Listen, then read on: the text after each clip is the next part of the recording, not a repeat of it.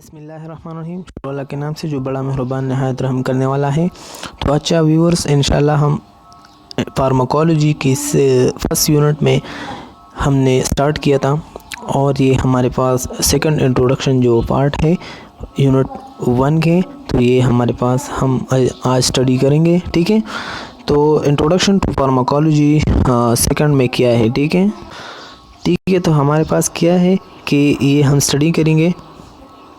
तो सबसे पहले उसकी जो ऑब्जेक्टिव है वो हमारे पास कि at the end of presentation learner will be able to describe the types of drug supply system. Second, discuss the drug standard and legislation. Third one, identify resources to collect and utilize drugs information. Fourth, learn to prepare drugs card. तो ये 4 जो objective है ये हम cover करेंगे। तो आप अगर केम्यू नर्सिंग लेक्चर अहमद पे नए हो तो सब्सक्राइब कीजिए और लाइक कीजिए, ये हमारे लिए मोटिवेशन होती है।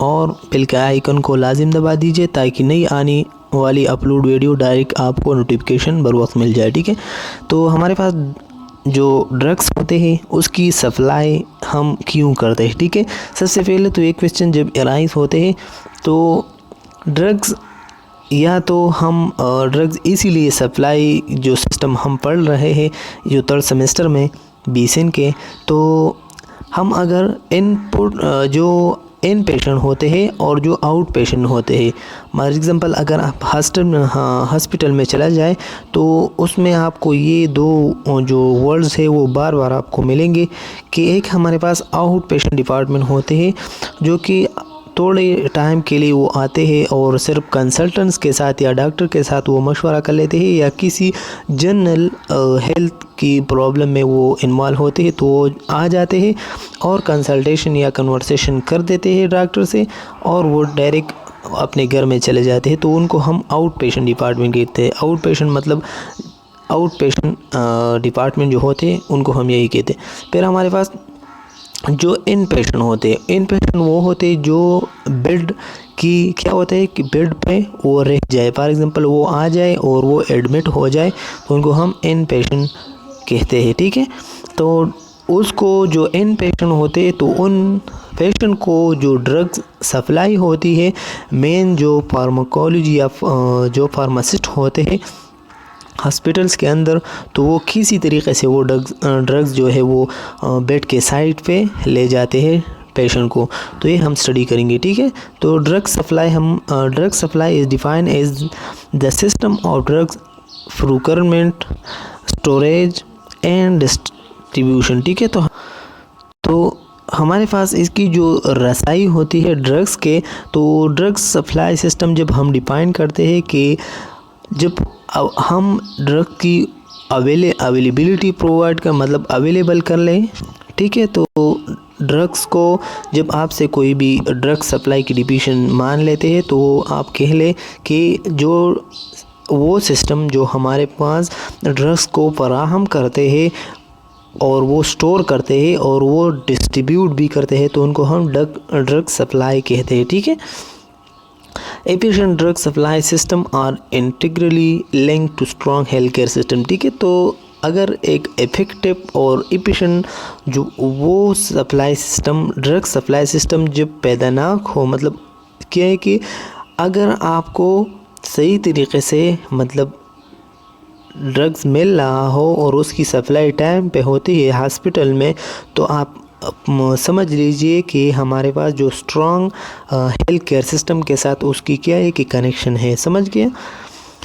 Educate human resources, sustainable financing, comprehensive information system and coordinate health care pattern and institution are the key component to ensure uninterrupted availability and accessibility of essential medicine. ठीक है, तो हमारे पास क्या है कि ड्रग सप्लाई क्या कराते हैं कि जब हम ड्रग्स की अवेलेबिलिटी कराते हैं तो वो हम इसीलिए करते हैं ताकि ह्यूमन को अच्छी तरीके से उसकी जो रिसोर्सेज होती है ताकि वो क्या है कि वो हम प्रोवाइड कर ले, मतलब ह्यूमन के लिए जो भी रिक्वायरमेंट्स होती है ड्रग्स वगैरह, तो ये हम आसानी से उनको क्या करें, पहुंच दिया जाए। ठीक है, फिर उसकी फाइनेंस की भी हम ख्याल रखते हैं कि वो जो ड्रग्स हम उनको देते हैं तो वो उनके मतलब अफोर्ड कर सकते हैं या नहीं। फिर वो हम कहते हैं कि कम्प्रहेंसिव इन्फॉर्मेशन सिस्टम, और जो हमारे पास जो पेशेंट एडमिट होते हैं तो उनसे हम कम्प्रहेंसिव डेटा लेता है। ठीक है ना।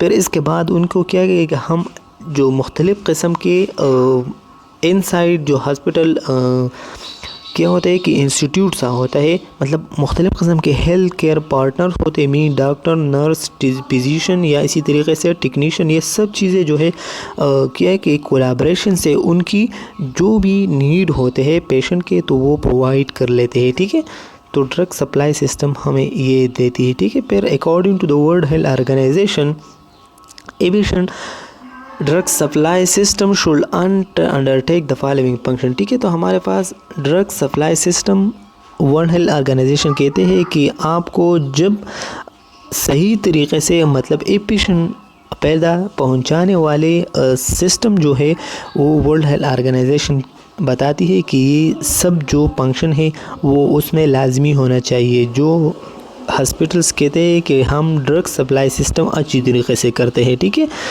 सबसे पहले वो ये काम करेंगे कि उसमें क्या होंगे, उसमें सिलेक्शन ऑफ एसेंशियल मेडिसिन होंगे। ठीक है, तो हॉस्पिटल में लाजिम जो एसेंशियल मेडिकेशन होते हैं मतलब ज़रूरी होते हैं। ठीक है, तो वो मेडिकेशन लाजिम हॉस्पिटल में होना चाहिए। ठीक है, फिर दूसरा नंबर जो है हमारे पास की क्वांटिफिकेशन एंड ब्रॉडकास्टिंग डिमांड पर मेडिसिन। ठीक है, जो मेडिसिन की डिमांड होते हैं तो वो लाजिम होना चाहिए। ठीक है, फिर तीसरी नंबर पे होते हैं कि प्रोक्योरमेंट ऑफ मेडिसिन, उसकी जो फराहमी होती है, जो मेडिसिन आपके हॉस्पिटल में लगते हैं, ज़्यादा लगते हैं, तो आपको चाहिए कि उस बीमारी या उस प्रॉब्लम की या उस पेशेंट की जो नीड होती है उसके मुताबिक आप अपने साथ क्या कर ले, ये मेडिसिन रख दिया जाए। ठीक है, फिर चौथी नंबर जो है हमारे पास storage of essential medicine drug supply system में फोर्थ नंबर जो फंक्शन होती है तो उसका मकसद ये है कि वो क्या कर लेगी कि वो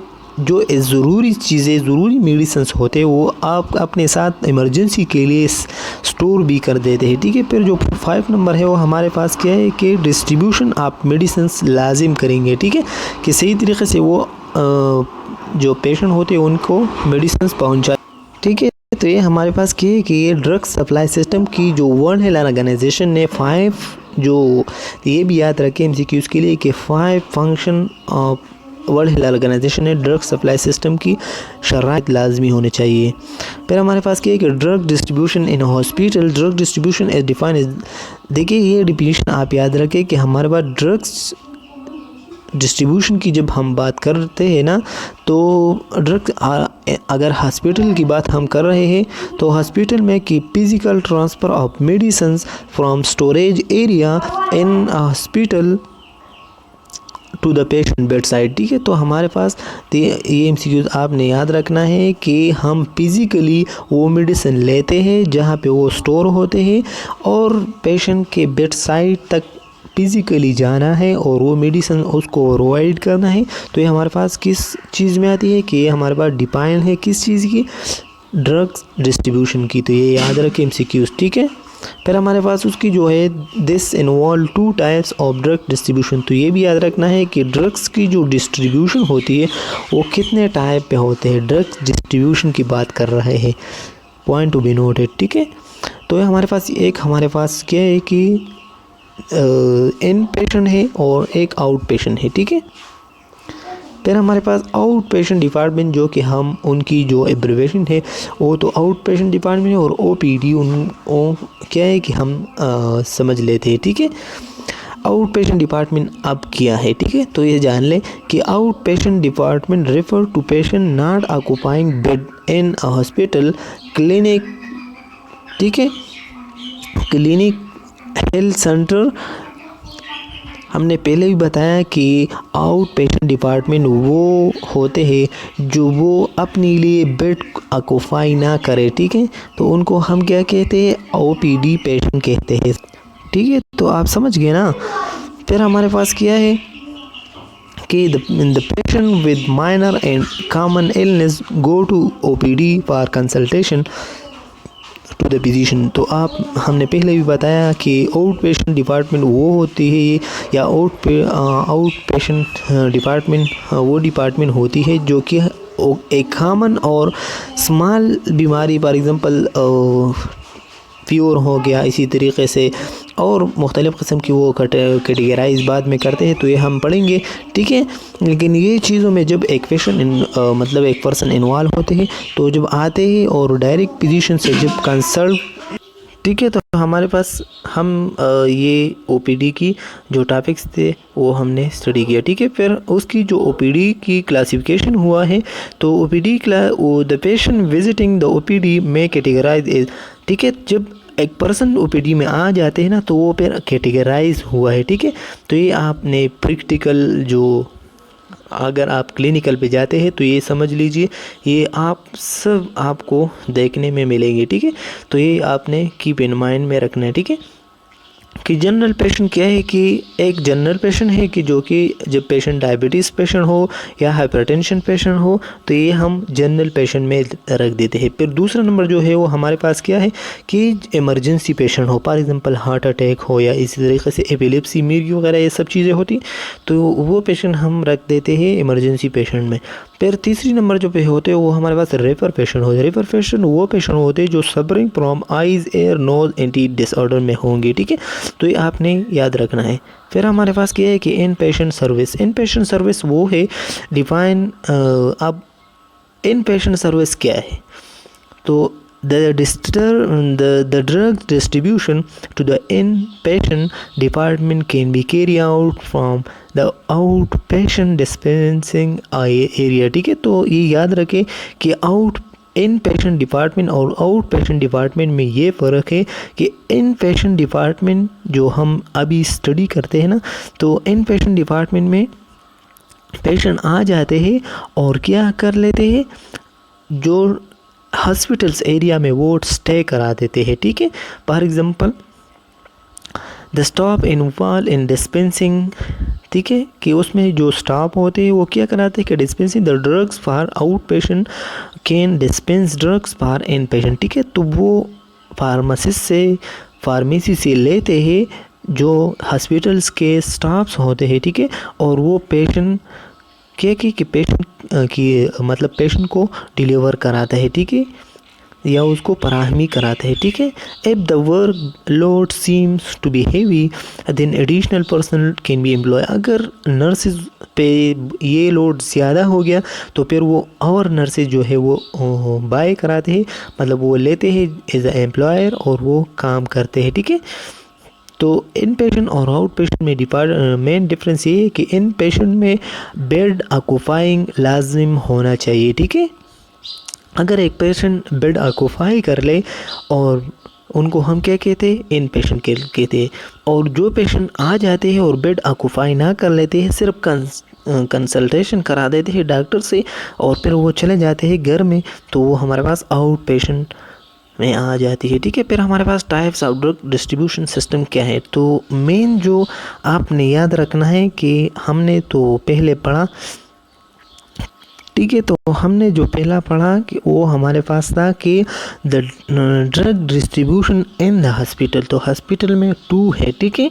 तो 2 टाइप्स ऑफ हॉस्पिटल डिस्ट्रीब्यूशन है, ठीक है, समझिए। और इसी तरीके से अगर आप इसमें इसको देख ले तो कंफ्यूज ना हो, ठीक है, आसान है, क्योंकि उसने हॉस्पिटल की बात है और इसी तरीके से जो हॉस्पिटल्स के अंदर जो सिस्टम होती है ड्रग्स की डिस्ट्रीब्यूशन, मतलब वार्ड में जब हम मेडिसिन्स को डिस्ट्रीब्यूट कराते हैं, ठीक है, तो उनको हमने पोर जो है कैटेगराइज किया है, पोर सिस्टम में कैटेगराइज किया है। तो आपने याद रखना है कि क्या है कि इन पेशेंट को पोर कैटेगराइज किया हुआ है, ठीक है, ड्रग डिस्ट्रीब्यूशन की सिस्टम। पहला जो सिस्टम है हमारे पास इंडिविजुअल प्रिस्क्रिप्शन ऑर्डर सिस्टम है। तो इंडिविजुअल प्रिस्क्रिप्शन ऑर्डर सिस्टम हम शॉर्टली ये, ठीक है, तो हमारे पास हम शॉर्टली आपको ओवरव्यू देते हैं क्योंकि ये बाद में एक्सप्लेन हुआ है। तो इंडिविजुअल प्रिस्क्रिप्शन ऑर्डर वो ऑर्डर होते हैं कि डॉक्टर आपको क्या कर लेते हैं, प्रिस्क्राइब करा देते हैं और वो आपको कहते हैं एज ए डॉक्टर और नर्स आपको कहते हैं कि आप चले जाए जो अटेंडेंट होते हैं पेशेंट से आ जाती है, मतलब पेशेंट से जब अपने ख़ानदान से कोई भी रिश्तेदार आ जाते हैं तो डॉक्टर उनको कहते हैं कि ये मेडिसिन मैंने लिख ली, और वो आप जाके बाहर जो फार्मेसी होती है तो उससे क्या कर ले, कलेक्ट कर ले, और वो आपने उसकी जितनी भी चार्जेस होते हैं वो पे करना है। लेकिन उसने एक बात इसमें भी की है कि वो आपने क्या करना है कि लाइसेंस शुअर फार्मासिस्ट ने वो मेडिकेशन लेना है, ठीक है। फिर जो दूसरे नंबर पे है वो हमारे पास कंप्लीट ब्लॉक स्टॉक सिस्टम, ठीक है। तो हमारे पास वो स्टॉक होते हैं जो अक्सर जो नर्सिंग स्टेशन होते हैं तो उन पे वो मेडिसिन जो इमरजेंसी और जो एसेंशियल मेडिसिन होते हैं वो पड़े रहते, ठीक है। तो वो प्रोवाइड कर लेते हैं पेशेंट को डायरेक्टली, जो उनको रिक्वायर्ड होती है उसकी पी चार्जेस नहीं होती। फिर हमारे पास ये जो कंप्लीट है ये फिर फर्दर डिवाइड हुआ है, लेकिन हम बाद में पढ़ेंगे, ठीक है। फिर हमारे पास ये कम्बिनेशन ऑफ अबव, तो ये इंडिविजुअल प्रिस्क्रिप्शन ऑर्डर और इसी तरीके से जो कंप्लीट ब्लॉक स्टॉक सिस्टम ये भी पढ़ेंगे, ठीक है। लेकिन ये जो है जब कम्बिनेशन में जो अबव है वो आ जाते हैं तो उनको हम सेमी गवर्नमेंट जो हॉस्पिटल्स वर्क करते हैं इनसाइड तो हम उसमें लेते हैं, ठीक है। फिर जो 4 नंबर है वो हमारे पास क्या है, ठीक है। तो हमारे पास क्या है कि 4 नंबर जो है वो यूनिट डोज डिस्पेंसिंग मेथड है। वो मेथड जो सिंगल डोज होते हैं वो कलेक्ट कर देते हैं और वो एक टाइम पे वो क्या कर लेते हैं, एक टाइम पे एक डोज जो है वो मतलब डिस्ट्रीब्यूट करना स्टार्ट कर लेते हैं। तो ये 4 जो सिस्टम होती है वो ड्रग डिस्ट्रीब्यूशन सिस्टम में आ जाती है। तो ये हम एक एक पढ़ेंगे। पहला जो है वो हमारे पास इंडिविजुअल प्रिस्क्रिप्शन ऑर्डर सिस्टम है, ठीक है। तो in this system the physician write the prescription and also the patient or the relative, ठीक है। हमने पहले बताया of the patient to get the medicine from any license or medical store or hospital dispensary by paying on charges, ठीक है। तो हमने पहले बताया कि इंडिविजुअल प्रिस्क्रिप्शन सिस्टम वो मतलब वो ऑर्डर होते हैं, ठीक है, मेडिकेशन के, कि डॉक्टर कहते हैं उनके रिलेटिव को कि आप जाके बाहर जो लाइसेंस और मेडिकल स्टोर होते हैं तो उनसे ये मेडिकेशन ले लेते हैं और उसकी जो चार्जेस होती है वो अपना आपने ख़ुद पे करना है। समझ गए कि इंडिविजुअल प्रिस्क्रिप्शन ऑर्डर क्या है? अगर आप समझ गए तो लाजिम आपने एक कमेंट ज़रूर हमारी हौसला अफजाई के लिए करना है, ठीक है। This system is mainly used in small private hospital because of its economic concentration and reduce manpower requirement, ठीक है। तो हमारे पास क्या है कि मेनली ये जो होते हैं वो प्राइवेट हॉस्पिटल में होते हैं, ठीक है। कि प्राइवेट हॉस्पिटल तो डायरेक्ट वो आपसे पी चार्जेस कराते हैं और जो चीज़ें होती हैं वो आपने ख़ुद मेडिकल स्टोर से लेना है, ठीक है, क्योंकि उसमें वो बेनिफिट्स और ये चीज़ों को देखता है, ठीक है। फिर उसकी जो इंडिविजुअल प्रिस्क्रिप्शन ऑर्डर उसकी पैदे किया है, एडवांटेजेस किया है। सबसे पहले एडवांटेजेस उसकी है कि less number of stop is required, क्योंकि ये जो काम है मेडिसिन लेना और वो नर्सिंग स्टेशन तक लेना वो किसका काम है, वो उसकी रिलेटिव का काम है। तो नर्सिंग स्टाफ या इसी तरीके से और स्टाफ जो है वो कम उनको रिक्वायर होती है। पहला तो ये है। दूसरा जो है हमारे पास, और ये जो लेस स्टाफ रिक्वायर्ड होते हैं ये तो प्राइवेट के लिए बहुत ज़्यादा हेल्पफुल होती है, प्राइवेट वाले तो चाहते यही है, ठीक है। All medication order are directly review by pharmacist, ठीक है। जब वो मेडिसिन कलेक्ट कर लेते हैं तो फार्मासिस्ट उस जो फिजिशियन की जो हेल्थ हिस्ट्री की फॉर्म होते हैं, मेडिकेशन जो चार्ट होते हैं उनमें डायरेक्ट वो देखते हैं और रिव्यू कर लेते हैं कि कौन कौन मेडिकेशन उनको रिक्वायर्ड होती है। तो दूसरा नंबर पैदा उसकी जो एडवांटेजेस है, it provide a closer connection among pharmacist physician nurse and the patient, ठीक है। तो ये बहुत ज़्यादा इंडिविजुअल प्रिस्क्रिप्शन जो सिस्टम है ये बहुत ज़्यादा क्लोज होते हैं इस 3 हस्तियों से। फॉर एग्जांपल फार्मासिस्ट हो गया, फिजिशियन हो गया और नर्सिस हो गया। It provide closer control of inventory, ठीक है। तो क्या करने की ये बहुत ज़्यादा क्लोज कंट्रोल इन्वेंट्री का मतलब यही है कि जब हम मेडिकेशन लेते हैं तो डायरेक्ट वो आपको एक पर्ची सा देता है, ठीक है, जो उसकी जो कंप्यूटराइज लिस्ट होते हैं उसकी जो कास्ट कास्ट होते हैं ड्रग्स की वो उसमें लेके हुए हैं होते हैं, ठीक है। तो ये भी वो प्रोवाइड कराते हैं, ठीक है।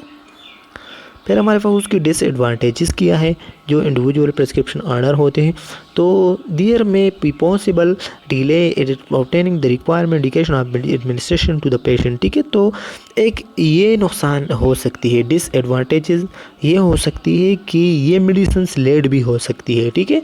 जब आपने डॉक्टर ने आपको लिख लिया और वो आप चले जाते हैं और दूसरों मतलब फ्रेंड्स वगैरह से वो आप गपशप में लगे रहते हैं, तो ये भी हो सकते हैं कि वो मेडिकेशन उसको की इमरजेंसी रिक्वायर्ड होती है और वो आप इमरजेंसी के लिए लेना आए, तो फिर ये भी इसके डिसएडवांटेजेस होती है, क्योंकि आपने एक अनप्रोफेशनल पर्सन को ये ड्यूटी हवाला किया, ठीक है। तो दूसरी नंबर जो है वो हमारे पास disadvantage, emergency medicines are not quickly supply, ठीक है। क्योंकि इमरजेंसी जो मेडिकेशन होती है वो डायरेक्टली जो अनप्रोफेशनल कस होते मतलब जो अनप्रोफेशनल पर्सन होते हैं और इसी तरीके से जो हॉस्पिटल्स के लोग नहीं होते ना, तो उनको ये मेडिकेशन नहीं देते हैं, ठीक है। Increase in the cost to the patient, तो ये बहुत ज़्यादा कॉस्टली भी हो सकती है, ठीक है। दूसरी नंबर जो होते हैं हमारे पास जो ड्रग डिस्ट्रीब्यूशन सिस्टम है, तो दूसरा सिस्टम हमारे पास complete floor stock system.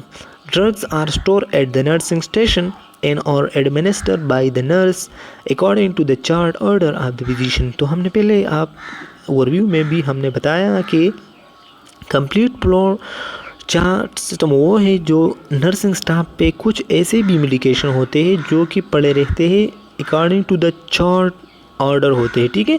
For example वो मेडिकेशन वो उसको एडमिनिस्टर कर लेते हैं जो चार्ट के ऑर्डर में है, मतलब फिजिशियन ने उसको क्या दिया, लिख दिया हो। Only commonly use drugs are stock on the floor, ठीक है। तो जो कॉमनली मेडिकेशन होते हैं वो स्टोर हो, ठीक है। तो ये भी हमारे पास ये हो गया। फिर हमारे पास उसकी जो एडवांटेजेस होते हैं, the drugs are readily available for administration, ठीक है। तो वो तो नर्सिंग स्टाफ में वो स्टोर होती है, तो नर्स देखते हैं उसकी चार्ट की ऑर्डर में जो कि फिजिशियन ने किया हो, वो मेडिकेशन जो उसके मतलब नर्सिंग स्टाफ में मौजूद होती है, तो वो डायरेक्टली किया कर लेते हैं, अवेलेबल होते हैं और वो लगाते हैं। फिर मिनिमम रिटर्न ऑफ ड्रग्स, ठीक, क्योंकि अगर नर्सिंग स्टाफ में वो एक चीज़ फॉर एग्जांपल एक डिकाड्रान इंजेक्शन हो गया, ठीक है। डिकाड्रान हम मतलब जो कंट्रा इंडिकेट, अगर एक मेडिकेशन आप के पास मतलब आपके साथ क्या है कि आप पे साइड इफ़ेक्ट्स शो कर लेते हैं, तो वो उस साइड इफ़ेक्ट्स को मिनिमाइज़ कर लेते हैं। तो ये क्या कर लेते हैं, वो जो स्टाफ होते हैं नर्सिंग स्टाफ में, तो वो हर वक्त उसके पास वो होते हैं, क्योंकि ये तो क्या कि उसमें रिटर्न नहीं होता, ठीक है। कि वो एक दफ़ा जब ओपन हो जाते हैं तो वो उससे मतलब 2-3 दफ़ा में वो नर्स जो है वो यूज़ कर लेते हैं। तो दूसरा नंबर जो पैदा होते हैं फ्लोर स्टॉक सिस्टम के, वो मिनिमम रिटर्न ऑफ ड्रग्स होते हैं। तीसरी नंबर जो reduce in patient prescription order, क्योंकि ज़्यादा प्रिस्क्रिप्शन ऑर्डर जब फिजिशियन कराते हैं पेशेंट को, तो अगर नर्सिंग एक दफ़ा मतलब देख ले कि ये मेडिकेशन जो डॉक्टर उसको लिख लेते हैं, तो वो मेडिकेशन उससे क्या कराते हैं, करप्ट करा देते हैं, मतलब वो उससे निकाल देते हैं, क्योंकि वो उसके पास ऑलरेडी स्टॉक होते हैं, मतलब स्टोर होते हैं, तो वो उससे रिड्यूस कराते हैं जो प्रिस्क्रिप्शन ऑर्डर होते हैं, और जो मेडिकेशन उससे नहीं मिल रहा हो तो वो बाहर से लेते हैं।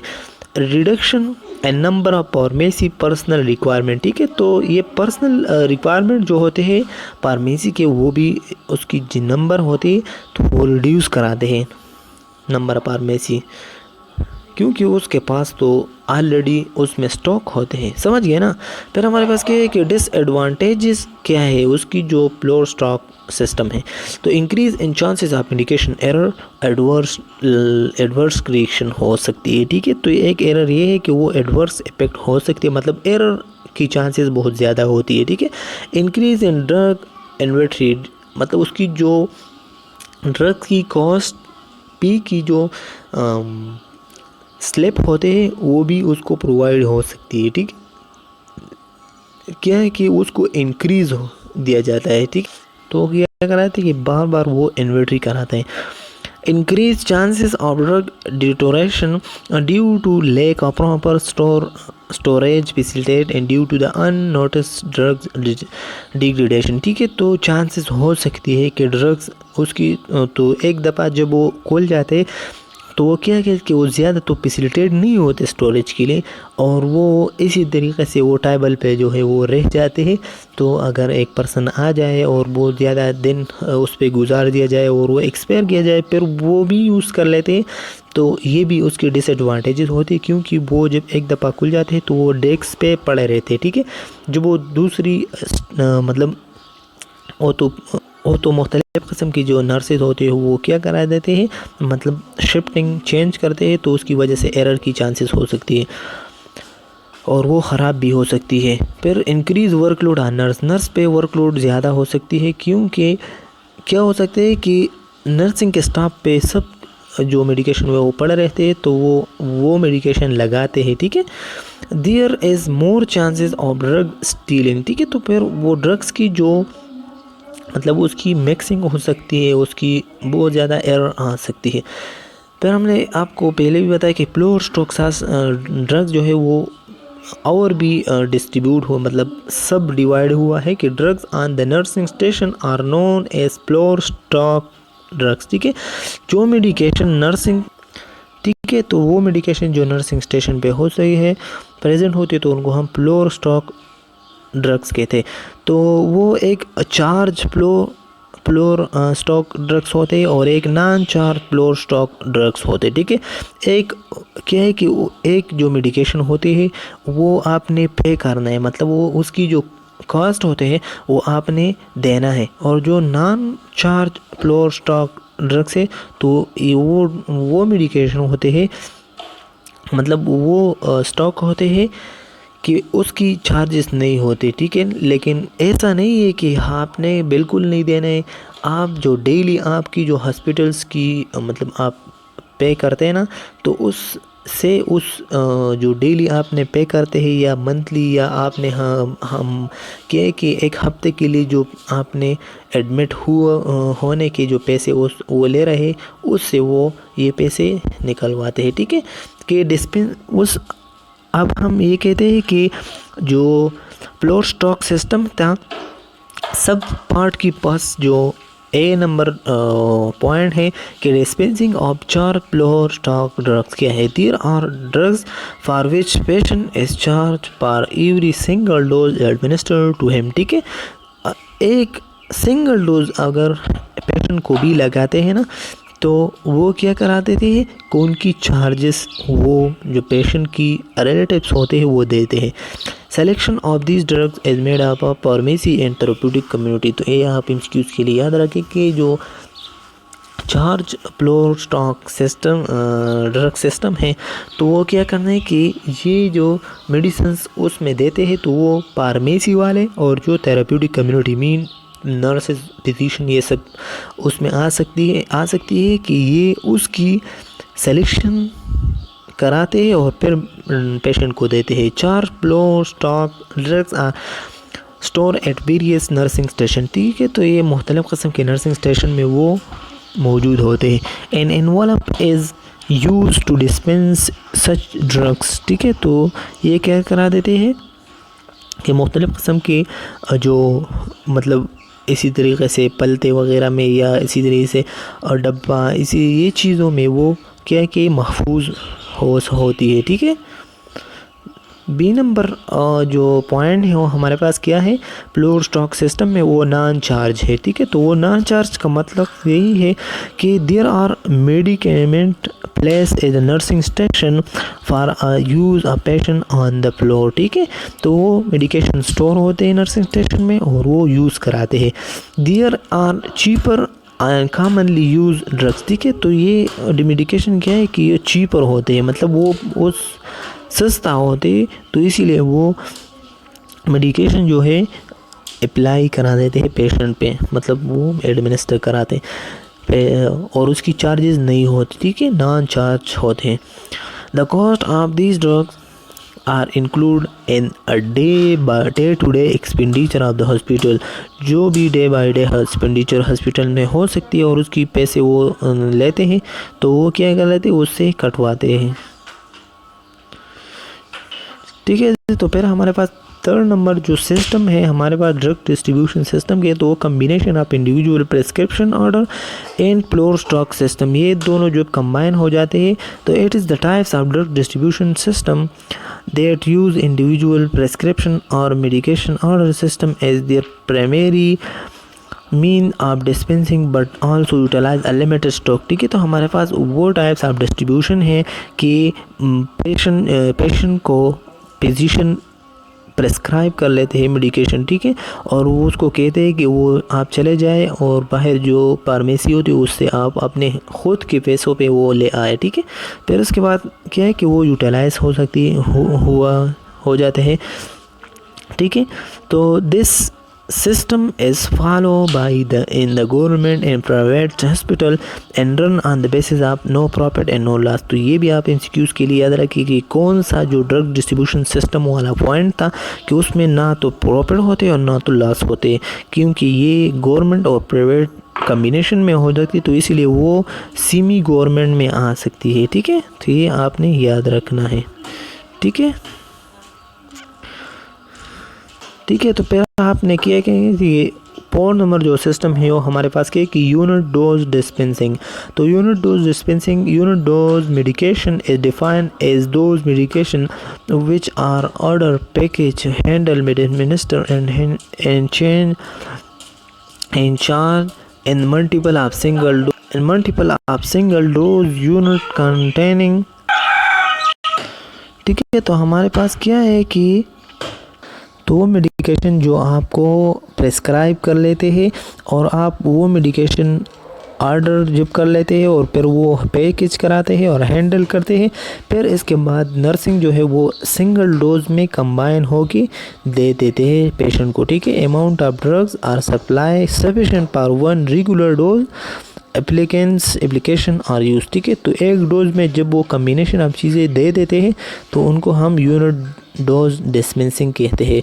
फॉर एग्ज़ाम्पल उसकी जो हम ले के सब जो है, जब हम एक ड्रिप फॉर एग्ज़ाम्पल ले ले तो इसमें हम मुख्तलिफ़ किस्म की जो इंजेक्शन है वो एक टाइम पे जो है वो इंजेक्ट कराते हैं और वो जो ड्रिप्स होते हैं, इन्फ्यूजन होते हैं, उसके ज़रिए वो उन तक चला जाता है। ठीक है,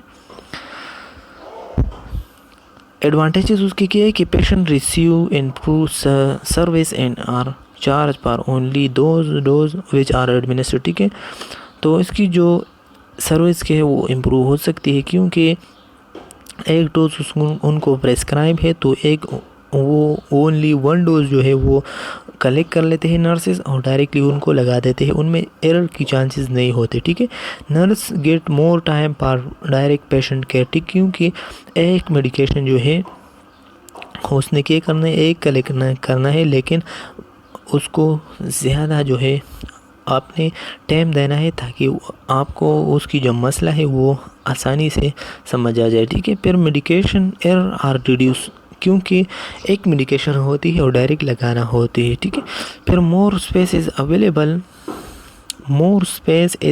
available in nursing station bye eliminating बल्कि फ्लोर स्टॉक। ठीक है, तो ज़्यादा स्पेसिस भी क्या है कि मोर स्पेसिस अवेलेबल होते हैं क्योंकि 1 डोज होते हैं और वो 1 डोज डायरेक्ट लगाना है, तो ज़्यादा जो नर्सिंग स्टेशन होते हैं वो खाली होते हैं, अवेलेबल हो सकती है। ठीक है, फिर eliminate wastage of drugs and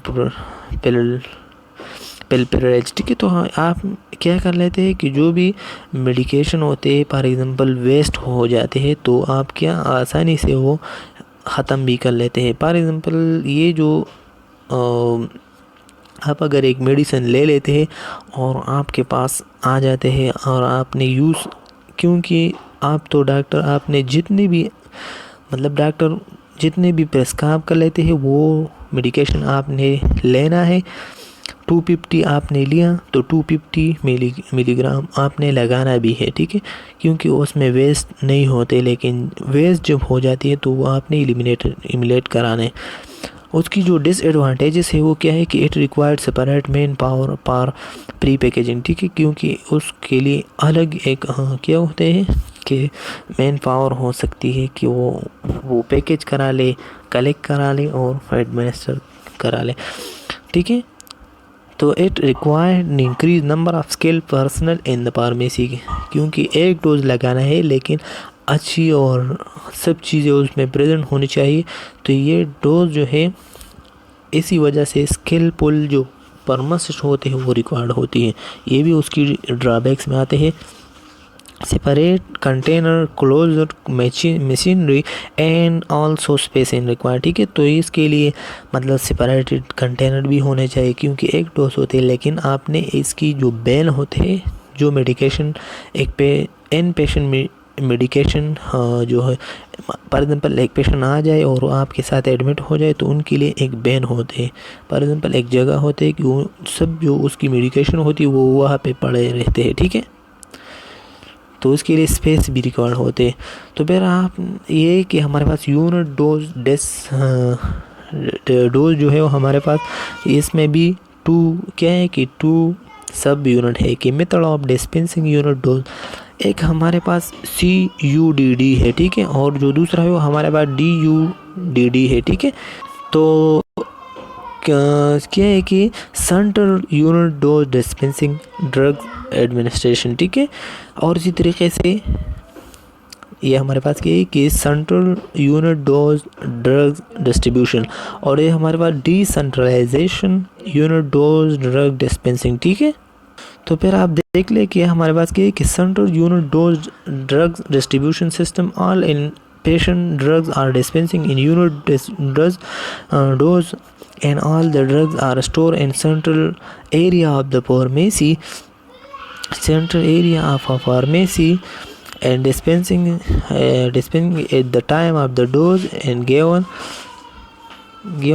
ठीक है। तो centralise unit dose drug distribution वो होते हैं जब एक हॉस्पिटल्स होते हैं, तो हॉस्पिटल में मेन एक फार्मेसी होते हैं, तो वो फार्मेसी में सब जो मेडिसिन है वो प्रेजेंट होते हैं और वो क्या करा देते हैं दूसरी लाइन में वो मतलब आपको कह देते हैं कि टू ऑपरेट द सिस्टम, और वो सब जो वार्ड्स होते हैं उनको ये मेडिकेशन प्रोवाइड करना पड़ते हैं, ठीक है।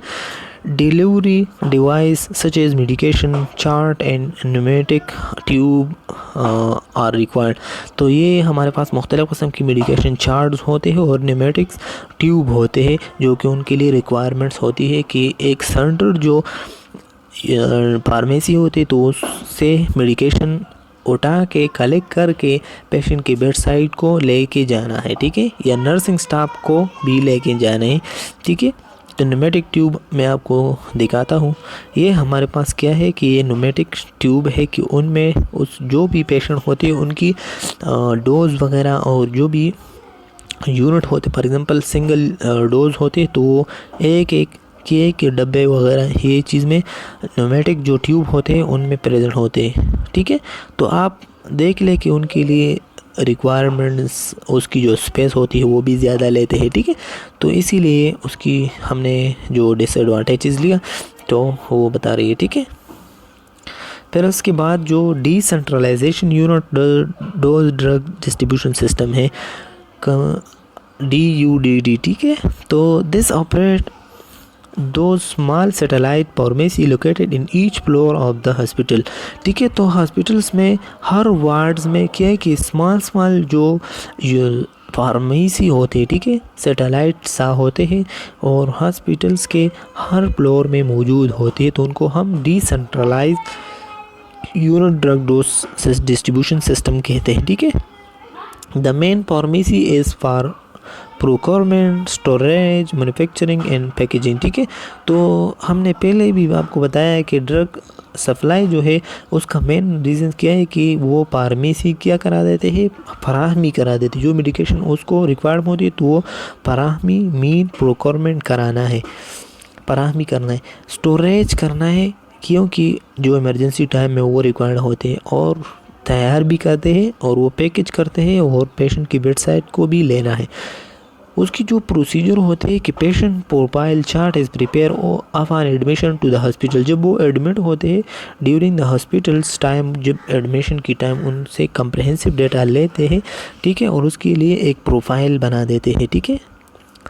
फिर इसके बाद क्या है कि prescription are send directly to the pharmacist. जो भी प्रेस्क्रिप्शन हो सकती है तो वो डायरेक्टली क्या करा देते हैं, डिसेंट्रलाइज यूनिट सिस्टम में वो फार्मासिस्ट के पास जाते हैं और वो मेडिकेशन कलेक्ट कर लेते हैं। Pharmacist check the medication order, वो फार्मासिस्ट यो जो मेडिकेशन ऑर्डर उसको ले आते हैं, मतलब उसके पास ले जाते हैं तो वो चेक करते हैं। जूनियर फार्मासिस्ट क्या करा देते हैं, जूनियर फार्मासिस्ट जो है वो पैकअप करा देते हैं जो मेडिकेशन उसने ऑर्डर किया हुआ है और सीनियर फार्मासिस्ट ने देखा कि ये मेडिकेशन उसको पैकअप करना है, ठीक है। फिर इसकी है कि pharmacist check chart prior to release, और फिर ये वो देखते हैं कि कौन सा मेडिकेशन जो है उसने मतलब प्रायोरिटी देना है, जल्दी उसको प्रोवाइड करना है, रिलीज़ करना है। The nurse administer the drugs and make the entry in their record, ठीक है। तो नर्स क्या कराते हैं, जो भी मेडिकेशन वो एडमिनिस्टर करते हैं तो वो अपनी नर्सिंग नोट्स में डायरेक्टली वो एंटर कर देते हैं। फिर क्या है कि upon return to pharmacy the chart is क्या है कि रीचेक है, ठीक है। तो जब जो भी मेडिकेशन फार्मेसी को वापस किया जाता है तो वो मेडिकेशन उसने डायरेक्टली क्या करना है, रीचेक करना भी होगा, ठीक है।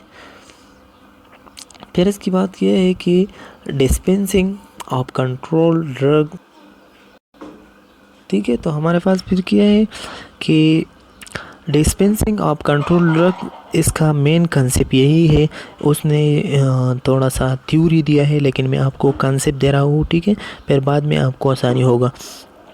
ये सिर्फ सेल्फ और के एक्सप्लेनेटरी स्लाइड से, ठीक है। वो ड्रग्स जो कि फॉर एग्जांपल नारकोटिक्स ड्रग हो गया, साइकेट्रिक ड्रग्स हो गया, जो सेडेटिव नशावर जो ड्रग्स होते हैं वो क्या है कि वो डिस्पेंस करना उसके लिए मेन पावर होते हैं। फॉर एग्जांपल मेडिकल या हॉस्पिटल्स में जो होते हैं, हॉस्पिटल्स में उनके लिए अलग एक क्या कि सुपरडेंट्स होते हैं, मेडिकल सुपरडेंट्स उस पर मुकर्रर किया जाता है, ठीक है, कि जो भी नारकोटिक्स या इसी तरीके से मतलब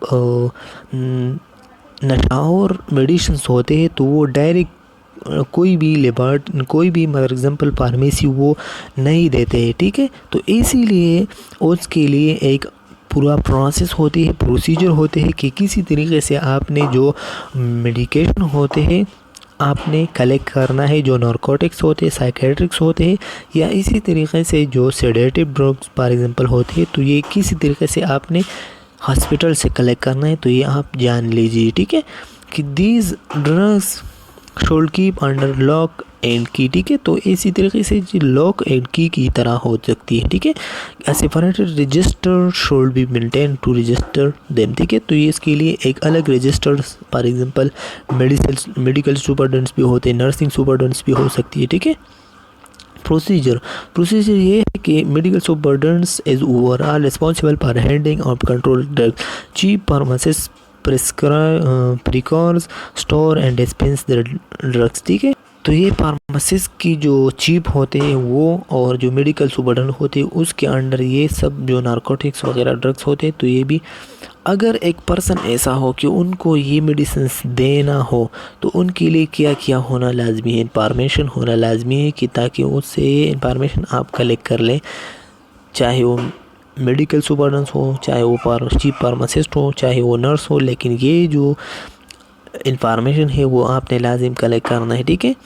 प्रेस्क्राइब और narcotics drug under narcotics and psychotropics substances act is 1985 must involve following information, ठीक है। तो ये अगर आप नारकोटिक्स और साइकेट्रिक्स इसी तरीके से जो ड्रग्स आपने रिलीज़ करना हो तो आपने इस एक्ट के जो 1985 में एक्ट हुआ है कि इसमें सबसे पहले आपने पेशेंट फुल नेम लिखना है, फिर उसकी एड्रेस पूछना है, डेट लिखना है, नेम्स ऑफ स्टैंड ड्रग, उसकी जो ड्रग्स की ताकत होती है और जो ड्रग्स की नेम होती है ये लिखना है। फिर इसके बाद आपने क्या करना है कि क्वांटिटी ऑफ ड्रग्स की कितने क्वांटिटी वो ले रहे थे, फिर इसकी जो सिग्नेचर होते हैं प्रेस्क्राइबर की कि कौन किसने ये प्रेस्क्राइब किया है, ठीक है। तो ये आपने क्या करना है। फिर dose and route of administration, तो patient full name, address, date, name, instant of drugs, quantity, signature of prescriber and dose route of administration. तो ये सब चीज़ें जो है आपने ये एक्ट फॉलो करना है जो आप ये मेडिकेशन ले लेते हैं, ठीक है। मतलब कोई भी आपसे ये लेते हैं तो ये मेडिकेशन आपने मतलब ये एक्ट आपने फॉलो करना है। फिर if required the required drugs is not in the stock, the complete control drug prescription must be written on the hospital prescription blend from registered medical practitioner or signed, ठीक है। अगर आपने जो for example हम ले लेते हैं कि central unit dose drug distribution for example pharmacy में नहीं है, जो कि हॉस्पिटल्स के एक बड़ा फार्मेसी होती है उसमें ये मौजूद नहीं है, और वो जब वो बाहर से लेते हैं तो वो मेडिकल जो सुपरडेंट्स होते हैं, ठीक है, रजिस्टर्स, उससे आप साइन कर लें। फिर बाद में आपने जाना है और वो मेडिकेशन कलेक्ट करना है, क्योंकि वो नहीं दे रहा हो जो साइकेट्रिक्स और ये मेडिकेशन होती है सेडेटिव, ठीक है। Delivery of narcotics drugs from pharmacy to ward should be carry out by reliable person, ठीक है। तो वो आपने ऐसे मतलब ऐसे पर्सन पे ले आना है ये मेडिकेशन फार्मेसी से कि वो क्या है कि रिलेबल हो, ट्रस्टफुल पेशेंट हो। एज ए नर्स आपने ट्रस्टफुल पेशेंट बनना है, ठीक है, कि ये चाहिए कि आपने रिलेबल पर्सन पे ये मेडिकेशन लाना है फार्मेसी से। After dispensing, nurses resume responsibility for administration, control and auditing of the inventory, ठीक है। तो ये सब आयोडिंग मतलब इन्वेंट्री जो है इसकी जो कॉस्ट पी कार्ड होते हैं तो ये भी आपने क्या नोट करना है, और जो डोज उसने ले आए थे वो आपने एडमिनिस्टर करना है थ्रू द प्रॉपर 1985 एक्ट के मुताबिक, ठीक है, जो हमने पहले पढ़ा।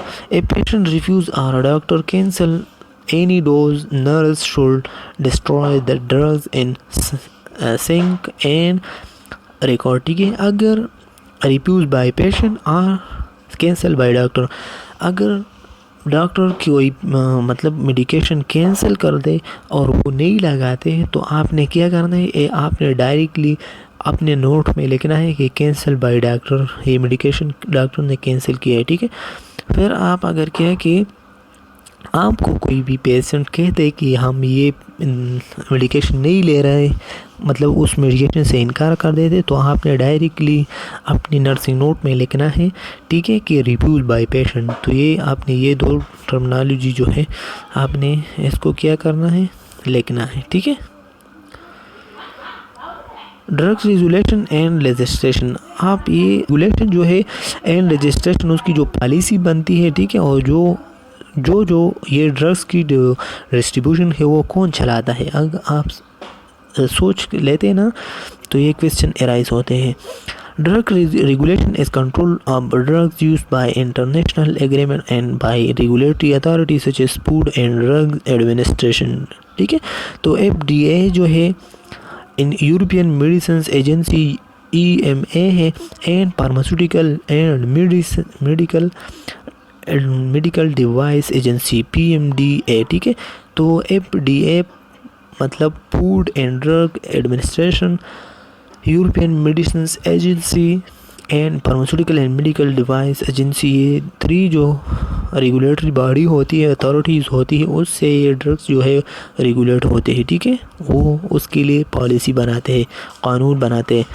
फार्माकोपियासिस also regulate drugs and make various legislation for drugs, तो ये जो हमने पढ़ा कि ADEMA एंड PMDA, तो ये जो पॉलिसी रेगुलेटरी अथॉरिटीज़ होते हैं वो इसके लिए क्या बनाते हैं, मुख्तलिफ़ किस्म की कानून साजी। इसी तरीके से जो हमारे देखें तो हमारे पास क्या है कि लास्ट जो है वो हमारे पास ड्रग्स कार्ड है, ठीक है। तो ड्रग्स कार्ड हमारे पास ये है कि हर मेडिकेशन के हम किया कि उसकी जो मैकेनिज़्म होते हैं, इंडिकेशन होते हैं, उसकी जो कंट्रा इंडिकेशन होते हैं, और इसी तरीके से इवाल्वेशन है, मतलब और इसी तरीके से नर्सिंग मैनेजमेंट है।